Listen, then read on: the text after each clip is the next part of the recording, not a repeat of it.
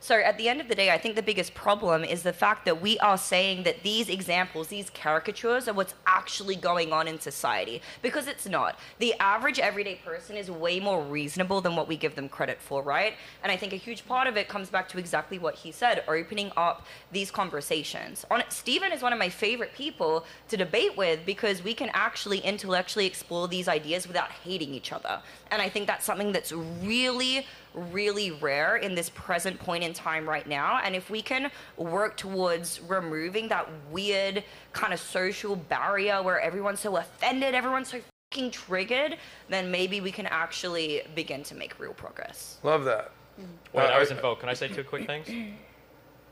Go, Steven. I agree Steven. that the problems are the extremes, but the big problem right now is the extreme is like 5% of the Democratic Party and like 80% of the Conservative Party. Wait, you think the extremes right now? I wouldn't say that. But, well, 70% of Republicans don't believe the results of the last election. I think that's a really big problem. But That the is a problem, problem. But the problem that they just showed were two examples from, specifically, they were talking about the LGBTQIA plus community. And I think that any reasonable Republican or anyone who identifies on that side knows that things like gender dysphoria exist. Wait, then and we why are can they have passing empathy, so much legislation well, in like 30 different states to try to ban it? Because we can accept that it exists, and we can still allow people who are adults to make their own choices without it harming children who do not have the capacity to be able to make those choices, to be able to think so far in the future, to even consider the repercussions. That's where most of the legislation is coming from. Yeah, but as somebody who's trans at 18, did they not know they were trans at 14? Yeah, but there's also people who are trans at 14 who grow out of it. So I think that it's a safer bet to make people wait. If you are really trans and you are really that uncomfortable in your identity,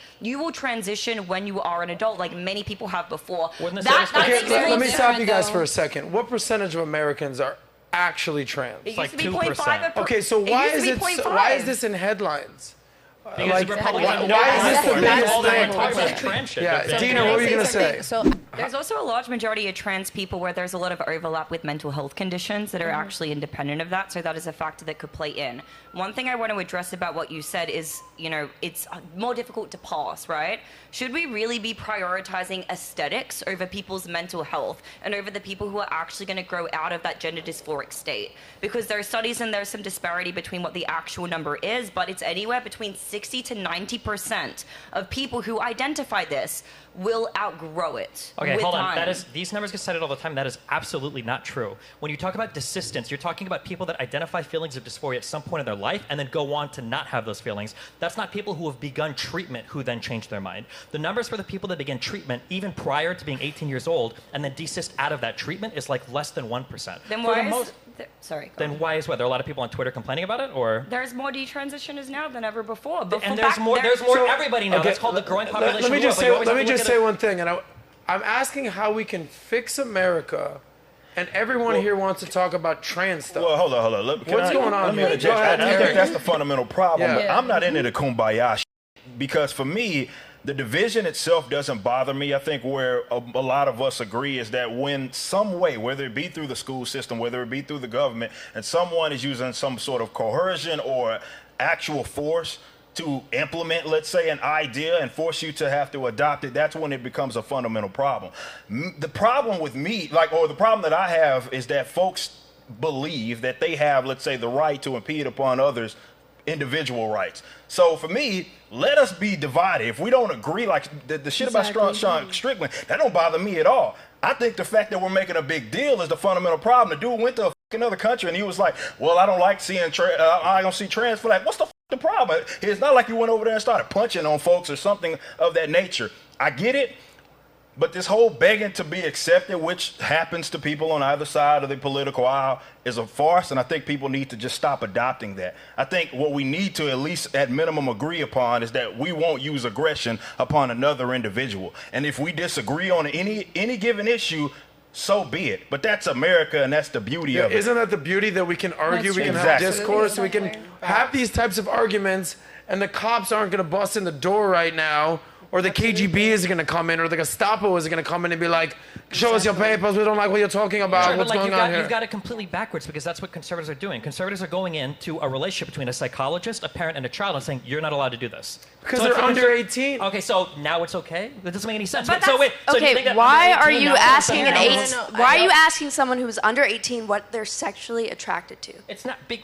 They can even That's drink a legally. better That's not question. the conversation. Actually, We're not that's a talking very about good sexual question. orientation. We're talking about their gender identity or expression, right? It's a trans issue, not whether they're bi or not. Also, They're a you should child. probably know what your kid under 18 is attracted to. A If you- child?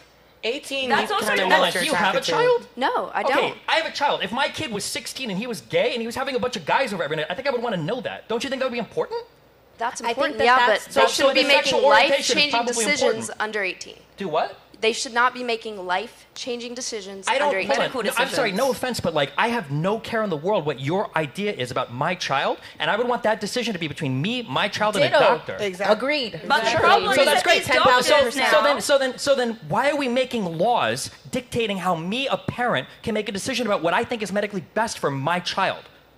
My child has ADHD. What if conservatives wanted to pass a law saying no medication for children? What if my child was a type 1 diabetic and they said no insulin for children? What if my child had other behavioral issues and they said, like, why are conservatives, why are we talking about, like, oh, we should be able to get along and not have a problem, but when it comes to minors, we should be able to have the government come in and say what kind of health care you're allowed to provide? Because on the That's issue- insane to me. I think it's Eric, more go of an ahead. issue of rights. I think that's what it more so is about. While I agree that parent has some sort of agency as far as what they should be able to allow their kid to do. But then this trans issue, we can't speak on it like it is just something random. We're talking about castration in some given Exactly. sense, and of course doing that at a Sterilization, young yeah. sterilization as well, and doing that at as a minor, something that's irreversible is miles different from anything else. So I completely agree that whoever it is should be able to make those decisions. But we're talking about protection of an individual's rights, and kids can't consent to something like that. That is irreversible damage. And yes, while I empathize with, well, this person's face is going to change when they're 18, at minimum, that's when they are at least conscious enough to make that decision. Because when they're minors, they don't. Like, Really not you even. guys have kids. I mean, you guys understand 10, 11, 12-year-olds. They think all kinds of wild. I thought all kinds of wild when I was young, but to do something like that where it's like, yeah, there's no turning back from that.